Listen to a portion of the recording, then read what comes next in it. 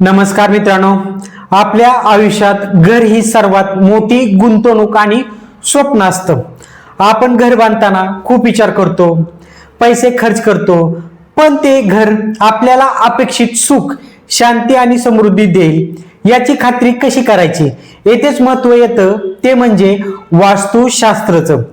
आजच्या या व्हिडिओमध्ये आपण वास्तुशास्त्र म्हणजे नक्की काय, ते कसं काम करतं आणि विज्ञानाच्या दृष्टीने त्याचे महत्त्व काय आहे यावर सविस्तर चर्चा करणार आहोत. हा व्हिडिओ 5 ते 6 मिनिटाचा असेल, त्यामुळे प्रत्येक मुद्दा नीट समजून घेण्यासाठी व्हिडिओ शेवटपर्यंत नक्की पहा. मित्रांनो, वास्तू म्हणजे साध्या शब्दात सांगायचं तर राहण्याची जागा आणि शास्त्र म्हणजे त्या जागेचं नियम.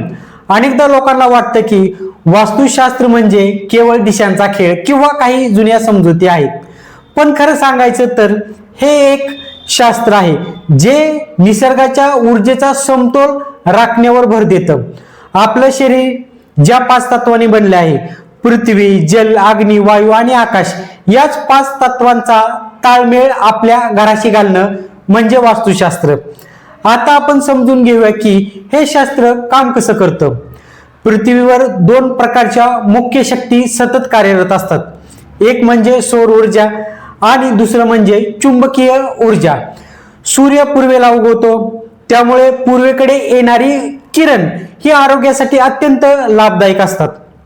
म्हणूनच वास्तुशास्त्रात पूर्व दिशेला दरवाजा किंवा खिडक्या असण्याला खूप महत्त्व दिलं जातं. दुसरीकडे पृथ्वीचा उत्तर ध्रुव हा सकारात्मक ऊर्जेचा साठा मानला जातो.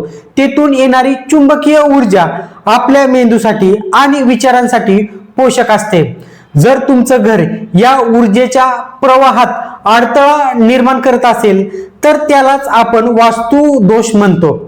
उदाहरणार्थासाठी जर तुमच्या घराचा मुख्य प्रवेशद्वार दक्षिण, पश्चिम म्हणजेच नैऋत्य दिशेला असेल तर तेथे राहणाऱ्या लोकांना मानसिक तणाव किंवा आर्थिक अडचणीचा सामना करावा लागू शकतो, कारण ती दिशा ऊर्जेचा निचरा करणारी मानली जाते. वास्तुशास्त्र आपल्याला सांगतं की ईशान्य कोपरा म्हणजे ईशान्य दिशा ही नेहमी हलकी आणि स्वच्छ असावी, कारण तेथूनच ऐश्वर्य आणि सात्विक ऊर्जा प्रवेश करते. जिथे जर तुम्ही जड वस्तू किंवा कचरा ठेवला तर घराची प्रगती खुंटते. त्याचप्रमाणे आग्नेय दिशा ही अग्नी तत्वाची आहे. जिथे स्वयंपाकघर असणे हे केवळ धार्मिक कारण नाही, तर त्या दिशेला सूर्याची उष्णता दुपारी जास्त असते, ज्यामुळे किचनमध्ये ओलावा किंवा बॅक्टेरिया नैसर्गिकरित्या नष्ट होतात. हेच आहे वास्तुशास्त्र मागचं विज्ञान. जर किचन उत्तर किंवा ईशान्येला असेल तर तिथे राहणाऱ्या महिलांना आरोग्यावर त्याचा परिणाम होऊ शकतो. तसेच वायव्य दिशा ही वायू तत्वाची आहे, जिथे हवा खेळती असणं गरजेचं आहे. घराचा मध्यभाग, ज्याला आपण ब्रह्मस्थान म्हणतात, तो नेहमी रिकामा आणि मोकळा असायला हवा, जेणेकरून घरामध्ये ऊर्जेचे चक्र व्यवस्थित फिरेल. जेव्हा आपण या नैसर्गिक नियमाचं पालन करून घर बांधतो तेव्हा आपल्याला घरातील लहरी सकारात्मक होतात. अनेकदा आपण पाहतो की काही घरात शिरल्यावर खूप प्रसन्न वाटतं, तर काही घरात विनाकारण भीती वाटते. हे सर्व त्या जागेच्या ऊर्जेवर, प्रवाहावर अवलंबून असतं. वास्तुशास्त्रानुसार दक्षिण दिशेला डोकं करून झोपल्याने पृथ्वीच्या चुंबकीय लहरींशी आपल्या शरीराचा ताळमेळ बसतो आणि शांत झोप लागते. ही छोटी तत्वे पाळल्यास आपल्याला कार्यक्षमतेवर वाढ होते. वास्तुशास्त्र हे केवळ श्रीमंतीसाठी किंवा फक्त हिंदू धर्मासाठी मर्यादित नाही, तर ते मानवी जीवनाच्या कल्याणासाठी बनवलेले एक वैश्विक शास्त्र आहे.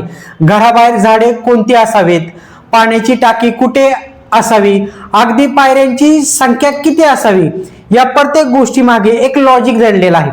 जर तुमच्या घरात सतत कटकटी होत असतील किंवा यश मिळत नसेल तर एकदा घराची वास्तू तपासून पहा. मोठ्या तोडफोडीशिवाय सुद्धा अनेक दोष दूर करता येतात, जसे की पिरामिड वापरणे, आरसे लावणे किंवा विशिष्ट रंगाचा वापर करणे. वास्तुशास्त्र आपल्याला निसर्गाचा आदर करायला शिकवतं. हे शास्त्र आपल्याला सांगतं की आपण निसर्गाच्या विरोधात न जाता त्यांच्या सोबत राहिलो तर निसर्ग आपल्याला भरभरून देतो.